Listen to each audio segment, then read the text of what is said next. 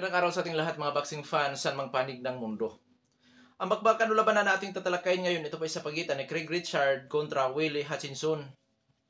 Na kung saan ang bakbakan na ito ay kasama sa magiging undercard sa Dimitri Bivol kontra Marek Sainad ngayong Hunyo 1, 2024 na gaganapin po sa Kingdom Arena, Riyadh, Saudi Arabia. Ang mga ito ay nangangampanya sa light heavyweight division. At sa bakbakan na ito, tayo po ay maghahayag ng sarili nating fight prediction, comparison at analysis na kung saan pa po lamang sa ating gagawing comparison at analysis, malaki po ang posibilidad na makakakuha kayo ng idea at makapag-desisyon po kayo kung sino ang papaboran nyo sa panalo dito po sa naturang bakbakan dahil detalyado na inyong malalaman kung saan nga ba naging liyamado, saan nga ba naging dihado ang magkabilang panig na kung saan sa inyong desisyon maaring magiging taliwas ito sa aking pananaw o prediction sa laban or maging pabor. Ang mahalaga mga idol, nasa inyo ang huling pagdidesisyon.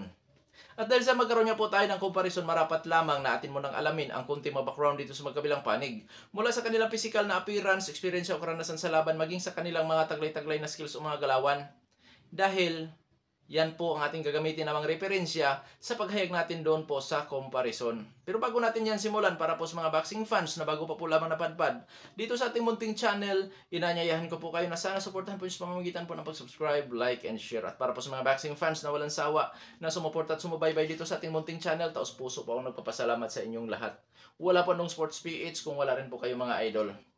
Kaya naman, hindi na natin patagalin pa at simulan na natin. Unahin natin ang sa panig nitong si Willie Hutchinson kung ano ba ang mayroon sa boksingirong ito. Bilang isang professional boxer, itong si Willie Hutchinson ay may impresibong kartada po. 17 wins with 13 wins coming by way of knockout, may isang talo, ngunit wala pa nitalang tabla. Sa kanya nag-iisang talo, knockout po ang kanyang sinapit. Sa ngayon may edad dito 25 anyos at ang height 6 foot and 1 inch. Ang kanyang stance ay switch stance. Epektibo sa southpaw, epektibo din po siya sa orthodox. May knockout ratio itong si Willie Hutchinson na umaabot po sa 76.47%. Last fight nitong si Hutchinson, March 22, 2024, nakasagupan nito si Martin Hubin. Panalo po itong si Hutchinson by second round technical knockout. Natikman, nalasap ni Willie Hutchinson ang kauna-unahang pagkatalo sa kanyang professional boxing career noong 2021 Marso City sa mga kamay ni Lennox Clark.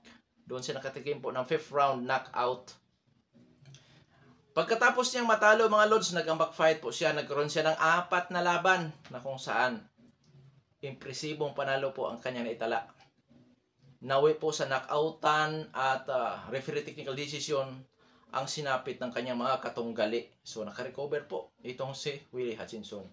Ngayon, sa karanasan nitong si Willie Hutchinson, mga lods, sa karanasan nito, ang pinakamatindi na kalaban po nito ay si Lennox Clark. Bakit? Yun po ang nagpalasap sa kanya ng talo. Na kung saan mga lods, for the first time sa kanyang professional boxing career.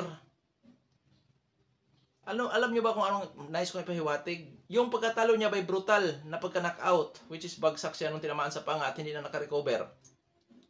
Hindi lahat ng boksingero kayang makabangon sa ganong sitwasyon. Pero dito natin nakikita na nakabangon siya. Matibay ang kanyang determinasyon. At, siyempre mga lods, isang aral po yon na hindi siya dapat magpakakampante sa isang laban. Hindi porket lamang siya sa early rounds, dapat sa lahat ng rounds mag-iingat, lalo na po pagdating sa dipinsa. So doon siya natatauhan. At tandaan natin mga lods, na nangyari po yan noon pang 2021. At ilang taon lang siya ngayon. 25 anyos. So nasa mga 21 years old siya nung napalaban kay Lennox Clark. So ngayon mga lods, nasa kanyang prime na po talaga itong si Willie Hutchinson. Samantalang nung palaban siya kay Lennox Clark, wala pa siya sa prime noon. 21 anyos, wala pa. Si Canelo nga, 22 anyos or 23 anyos nung palaban kay Floyd Mayweather. Sinasabi ng maraming mga boxing analyst na wala pa daw sa prime noon si Canelo. So lalo na ito, 21 anyos nung nakitikim ng talo. So ngayon mga lods, 25 anyos na ito. So nasa kanyang prime na po talaga. At idagdag natin sa mga nakalaban ni Willie Hutchinson na kung saan nakapagbibigay ito sa kanya ng magandang karanasan ay ang laban niya kay Martin Hubin. At siyempre kay Ezekiel Ovaldo Marderna na kung saan mga may magagandang kartada po ang mga yan. Pagdating sa achievement pa po lamang nitong si Willie Hutchinson, ang pinaka ano nito na nakamit pa lamang, 2 times WBC International Light Heavyweight Champion itong si Willie Hutchinson mga lods. Ngayon pagdating sa skills naman ng boxingerong ito, boxer puncher ito. So saklaw po ang mga babanggitin natin na style. Pressure fighter style, defensive style, counter punching style, brawler style. Kumbaga yung brawler style, yung willing lumaban sa brawlan o tututo o nabakbakan yung sabayan. Balaban itong si Willie Hutchinson sa ganong mga loads. Pagka nag-pressure fighter style ito, abante, siyempre. Nagpakawala ng jab, 1-2 combination. At kung nag-defensive style naman po ito mga loads, back pedal, footwork ng kung saan ginagamit ang 4 na kanto ng ring, footwork ng kung saan side-to-side movement, footwork na kung saan in and out, at siyempre, hindi po napakali ang mga kamay nito sa pagpakawala ng jab, 1-2 combination at mga counter. Na kung saan, pagka nasa close range naman ito, masasabi kong volume puncher din itong si Willie Hutchinson. Hindi ito sumusuntok na pa isa-isa lamang mga lods. Combo ito kung bumabato ng suntok. Taglay ang power, timing, hand speed, at accuracy. Pagdating sa depensa, may mga butas po sa depensa si Willie Hutchinson na kung saan delikado sa counter. Bukas ang mukha nito mga lods. Oo, lagi binababa niya ang kanyang depensa. Lalo na sa close range suntukan, pag inabot ito sa isang matinik na counter puncher, lalo na ito po ay may history na knock-out ng tinamaan sa mukha, delikado. Delikado na makounter ang boksingerong ito. At idagdag ko rin, ang pinakamatagal na naging laban nitong si Willie Hutchinson matapos makatikim ng knockout sa mga kamay ni Lennox Clark ay maabot lamang ang kanyang katunggali sa 7th round. At pagkatapos noon lupay-pay na ang kanyang mga katunggali. At ang fight schedule lang ito ay sa 12 rounds. Sana nasa nakapag-preparar itong si Willie Hutchinson sa pangmatagalang laban dito kay Craig Richard. Sana kaya niya makipagsabayan hanggang dulong round mga lods. Dahil kung aasa lang itong si Willie Hutchinson sa kanyang lakas o power, delikado siya sa later rounds. Ngayon sa panig naman itong si Craig Richard, bilang isang professional boxer, may impresibong kartada din po ito na 18 wins with 11 wins coming by way of knockout, may 3 talo at may 1 tabla. Sa kanyang 3 pagkatalo, natatalo lamang ito sa pamamagitan po ng puntusan. May edad dito na 34 anyos at ang height 6 foot and 1 inch. Reach 73 inches. Orthodox ang kanyang stance. Knockout ratio 61.11%. Last fight nitong si Craig Richard, February 10, 2024. Boris Creighton ang kanya nakatunggali. Panalo by 7th round technical knockout. Itong si Craig Richard na kung saan yung kanyang laban kay Boris Creighton mga lods, yun na rin po ang kanyang nagsisilbing comeback fight matapos makatikim ng talo by unanimous decision sa mga kamay po ni Joshua Buatsi.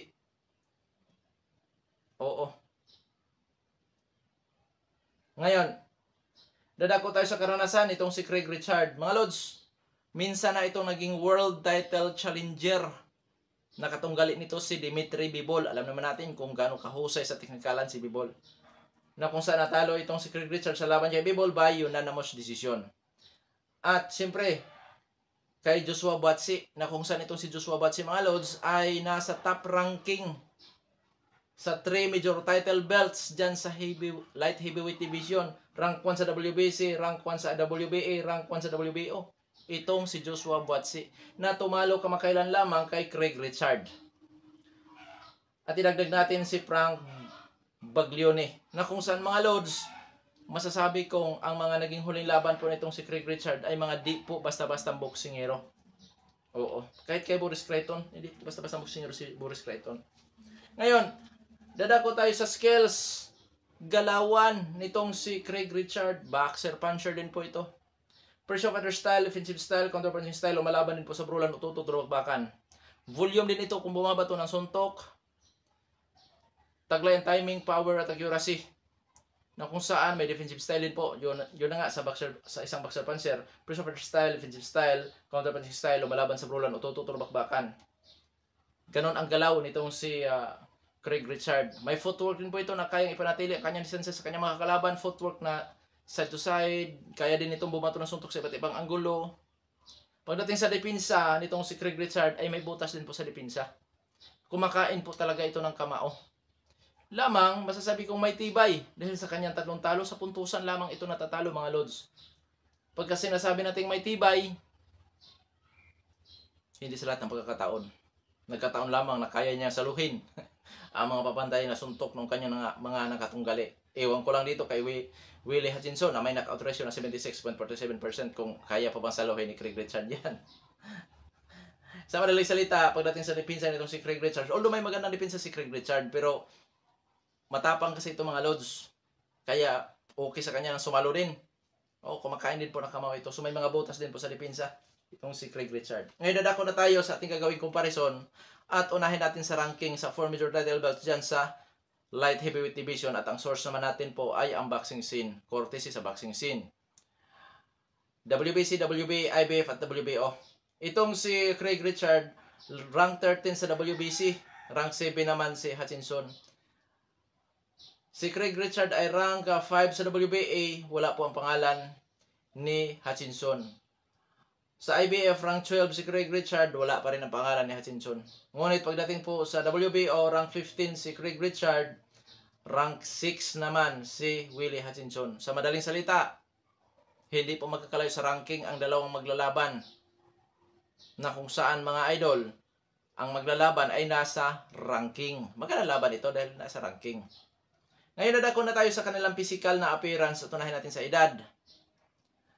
34 anyos si Craig Richard. 25 anyos lamang si Willie Hutchinson. Kapapasok lamang ni Hutchinson sa kanyang pagka-prime po mga lods. So, pasok pa sa prime si Richard at kapapasok pa lamang din sa prime nitong si ipaliwanag ko lang ng maganda. 34 anyos, padulo na sa kanyang pagka-prime. Oo, so pasok pa rin sa prime siya. Ito namang si Willie Hutchinson, papasok or kapapasok lamang niya sa kanyang pagka-prime which is 25 years old. So, ang maglalaban ay nasa prime po, pareho. Hindi mo na lamang Kuya Dong Sports diretsuhin na pareho na sa prime, ang dalawang maglalaban. Mas maganda yung detalyado. At ang sa ganun mga lods, kasama kasi yung edad eh.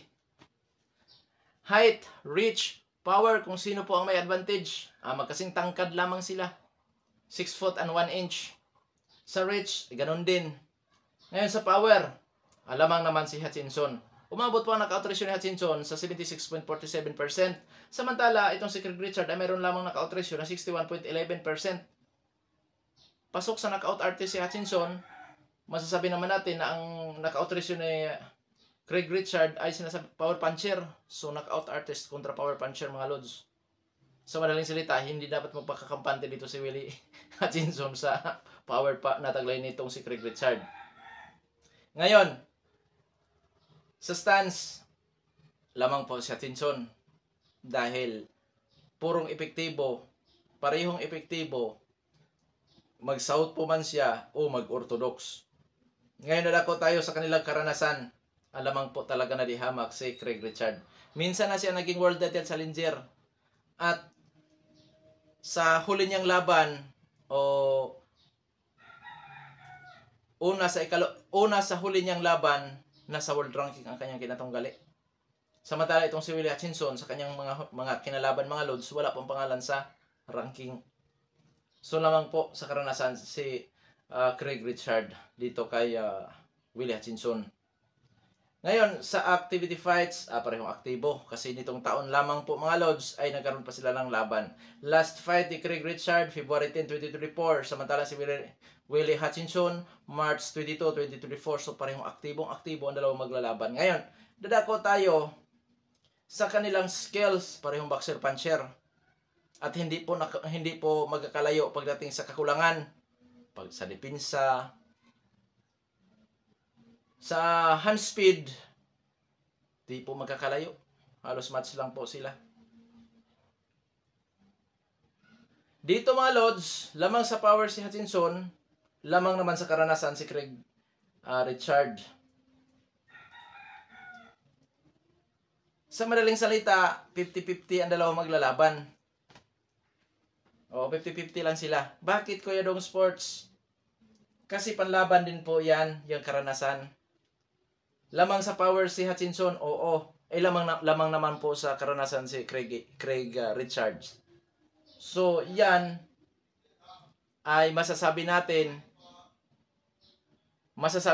na nasa 50-50. Hindi po magkakalayo ang dalawang maglalaban. Sa tangkad, sa laki, sa galaw, parehong may mga kakulangan. Lamang masasabi kong medyo tested ang panga ni Craig Richards, pero yun nga, may tibay. Hindi ko lang alam kung madalaban niya dito. Kaya ba niya saluhin ng kanyang pagmumukha ang mga power punches nitong si Willie Hutchinson. So mga Lods, 50-50 ito. Di ako magugulat na manalo si Willie Hutchinson by knockout sa early rounds. At di rin po ako magugulat na manalo si Craig Richard sa pamamagitan ng knockout sa later rounds dahil posibleng kapusin sa hangin, sa stamina si Willie Hutchinson. At kung sakali mawi sa puntusan, mga Lods, nakadepende na po talaga yan sa mga hurado dahil ito, parihong makamay, parihong masipag kung bumato na suntok. Oo. Ngayon, Kuya Dong Sports, saan ka? O sige, nandito na tayo sa ating official prediction.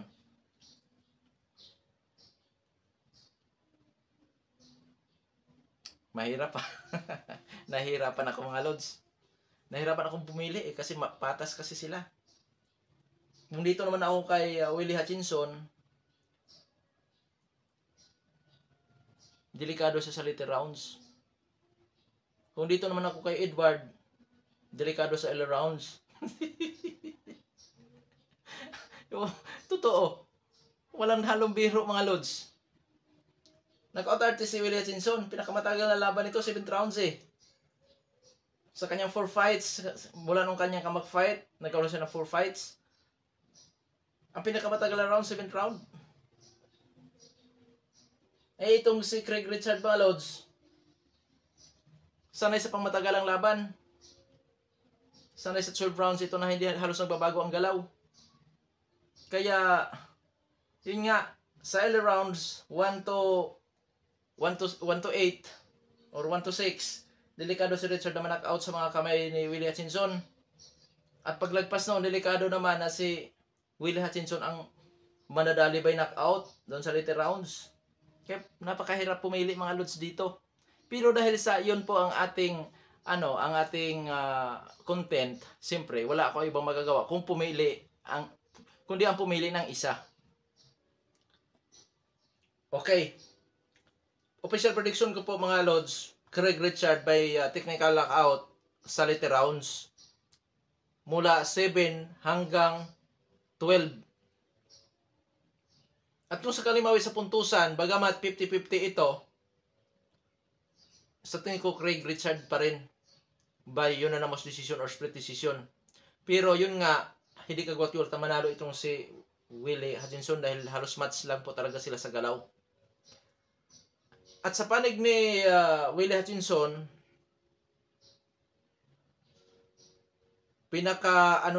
makuhang knockout na panalo by first round hanggang 7th rounds. Mapabagsak niya dyan, posibleng mapabagsak niya si Richard or may knockout. At kung mawi sa puntusan doon sa later rounds mga Lods, delikado or nakadepende ito sa preparasyon ni Willie Hutchinson kung kaya ba niyan tumagal hanggang 12 rounds dito sa bakbakan na ito. Kasi itong si Hutchinson mga Lods, talaga ito, hindi nasanay sa pangmatagalang laban. Sa last 4 fights nga nito mga Lods, pinakamatagal na laban nito ay umaabot lamang ang kanyang katunggal sa 7th rounds. Kaya masasabi kong sana nakapag-preparar itong si Willie Hutchinson sa laban na kung saan kaya niyang tumagal. Kasi pag hindi, ay logi siya dyan. At kung kaya naman niyang makipagsabay hanggang 12 rounds, lalo na't mabilis din ito at may pagkagresibo, delikado din dito si Richard na baka ma-knockout din doon sa later rounds. Posible din. Basta pero yun nga, hindi pa subok o hindi nasubok si Willie Hutchinson sa pangmatagalang laban. Kaya doon siya naging dihado para sa akin sa later rounds. Pero sana nakapag-preparar ito na umabot sa 12 rounds at nasa ganon, pwede rin siyang manalo sa puntusan. At siyempre sa knockoutan din po sa later rounds. Kaya mga Lods, ating abangan ang bakbakan na ito. Magandang laban po ito. Hanggang dito na lamang ito Panong Sports PH. Maraming salamat po.